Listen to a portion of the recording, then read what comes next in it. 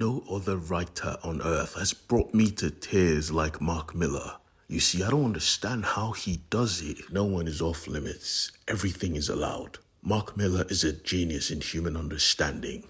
This is Nightclub 2, and the ending will rock your world. Don't forget to hit the subscribe button and the notification button. And now, let's begin.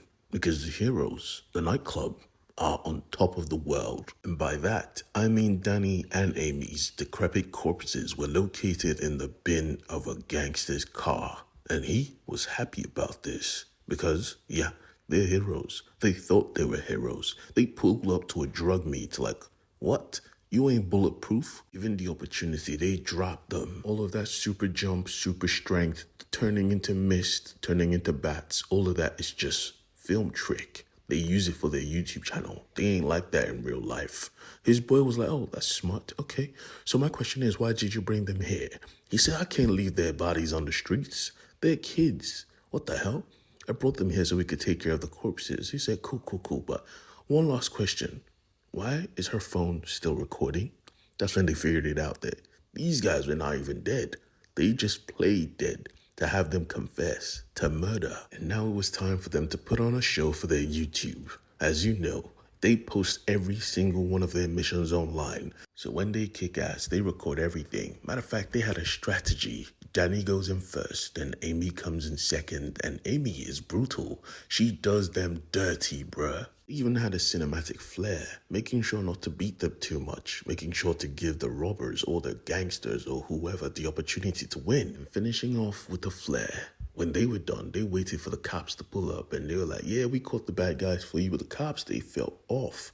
You ain't supposed to be doing this. You are literally kids. Why don't you just go home and let us, the police, handle business? They said, nah, I wanted you to be my, Jim Gordon for Batman or J. Jonah Jameson for Spider-Man. They were offended. They said, go home. You've done enough. Thank you. And they did. But they also wondered where the third person was, where their teammate was. And they said, yeah, he left the team, all right? And just left. Back at the crib, though, Danny couldn't help but feel down. I mean, shit, his best friend is gone. Why? Because he got the girl. And she acted like she didn't know, so Danny let her know. That's the reason he left. But the thing is, she gets to pick who she dates. Nothing is predetermined. It was her choice. He's just worried that because of this, his best friend might reveal their secret or do something even worse. And we know he's going to do something even fucking worse. Not only did this homeboy overnight become a basketball superstar, pulling up NBA level moves, he was now the most popular guy in school, hanging out with his own bullies. Matter of fact, he got the girl, and not just any girl, the head bully's girlfriend, his ex. And apparently they were friends about it. Nah, he should have woken up to reality real quick. But you see, when you're a loser and you suddenly become the most popular guy in school, you think you're the king until you're not. Danny pulled up to Sam and was like, yeah, we need to talk. Pulling him to the side and told him, you need to chill on using your abilities willy-nilly, bruh. I gave you that gift because you're my homeboy. Don't make me regret it. And homeboy was like, yeah, I'm cool, man. You got the girl. Just leave me be, all right? Fuck off. And Danny said, all right, if you're going to be like that, I'ma leave, bruh. Don't call me, don't text me. You're on your own. And he said, cool. He had his friends now, apparently. And his friends were not the best. You see, they were drug dealers and they sucked. So much, in fact, that the drug dealers themselves had to pull up like, you ain't earning enough money for the amount of drugs you're taking, bruh. You're about to get your ass beat. But you see, Sam was a good friend. Even his bullies, he defended them with all of his might. Well, all of his vampire might, at least. He dropped them quickly. He even dropped them so much they had to pull out a gun. But even with that, they still lost. He looked at his bully like, yeah, let's go to the boss and settle this debt once and for all. They pulled up to the boss, beat his guards, and made his own boys pay for the debt. Like, what? How confident can you be? Now, you need to understand, nobody knew he was a vampire. They just thought he was really, really good with his fists. They thought he was respected. They offered him gangster positions, but deep down, Sam knew he was still a bitch. Deep down, Sam was no gangster. He said, nah, no thank you, I'm cool. As long as the deal is square, I'm out. But the boss was not just going to let him walk away. So one of his boys pulled out a baseball bat, trying to drop Sam. That was a mistake. Sam beat the brakes off this boy. And to top it all off, just to show that he ain't afraid of no fucking gangster, he used his body to split a pool table in front of everyone. Like, yeah, don't mess with us, we won't mess with you. And even so, they just left. Even his new friends were like, boy, you should have taken the deal. That's so much money to just walk away from. Sam made it clear that, yeah, I don't do that. I don't mess with drug dealers, alright? We cool though. And he really was cool. He was dating the baddest babe, and every single time she proposed love to this guy, she was his world. She was also quote unquote insanely rich that the owners of this house just had their house cleaner and her. But if he was smart enough, he would have realized that she was just trying to get the juice from him. Every single opportunity she got, she asked for the truth. And honestly, he was inches away from telling her. But we see outside that something was brewing. Someone was hating. Someone who had given up his girl just to find out the source. Remember when I told you Sam was a bitch? Yeah, we see that come out to full force when he goes to his grandfather and he asks him straight up, what does he do about his friend? Because he just gave up his friend for some girl. Rather, the girl he loved, Amy. Even his grandfather told him, can you find another girl that isn't dating your best friend? God damn, Sam.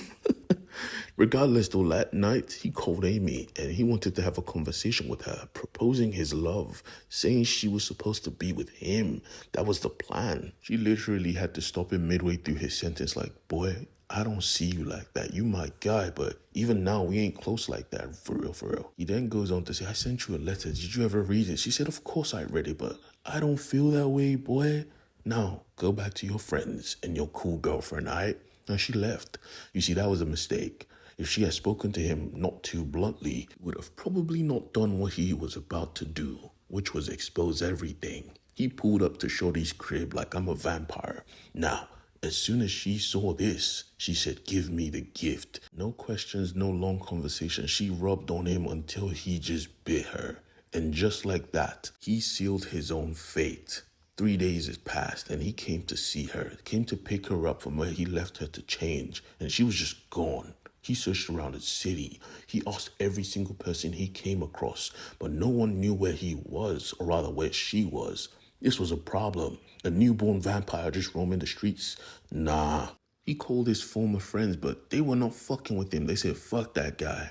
And he tried his last option. He went to her house, only to find her feeding on the so-called maid. She laughed cynically because she wasn't alone.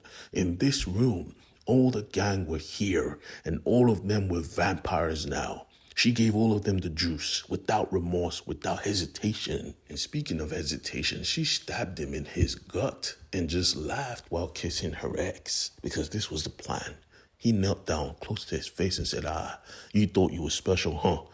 Let's finish this prick. And so he ran.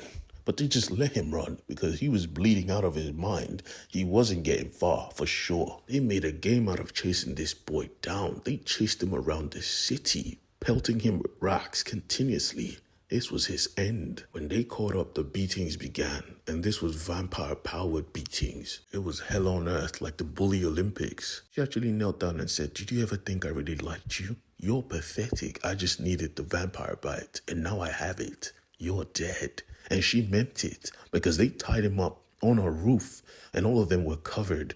They wanted to watch him burn because it was about to be sunset.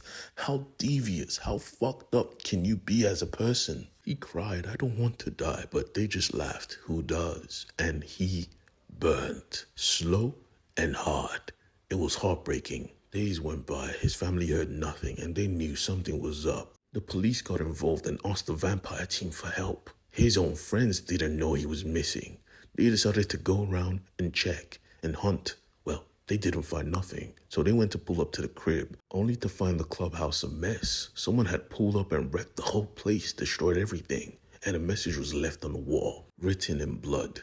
Power plant roof. They pulled up, and what they saw, they saw the corpse of their best friend, burning. They could tell from the smell it was him, and they were heartbroken.